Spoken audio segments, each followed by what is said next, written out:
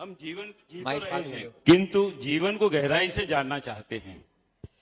इसके लिए यह आवश्यक है कि हम अंदर की ओर देखें। जीवन की प्रकृति शरीर और मन में उपस्थित नहीं है, अपितु इसका स्रोत आत्मा में है। किंतु भीतर की ओर देखना इतना आसान नहीं होता। अतः गुरुवर हमें मार्गदर्शन दे कि भीतर की ओर कैसे देखें हम। बहुत अच्छी बात कही है। पहले तो मैं चाहूंगा एक बार इस परिवार का जोरदार अभिनंदन कर दो।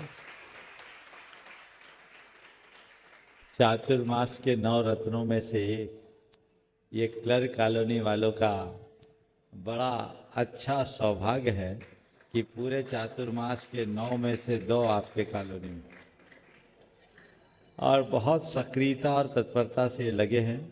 और इनका सौभाग्य आज ही नहीं, परम पूज्य गुरुदेव का प्रवास भी अपने निर्माणा में एक लंबे समय तक कराने का सौभाग्य इन्हें मिला है।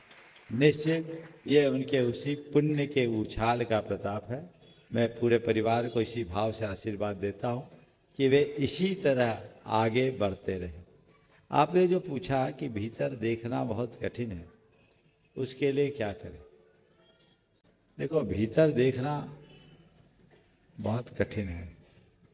भीतर देखने का मतलब अपने आँख से अपनी आँख को देखना।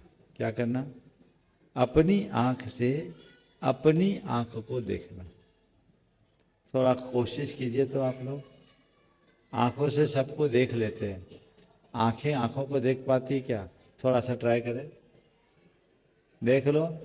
हाँ महाराज, आपने तो उलझा दिया है। तो ऐसा असंभव प्रयास है कि अपने आँख से अपनी आँख को तो देख ही नहीं पाएंगे, है ना?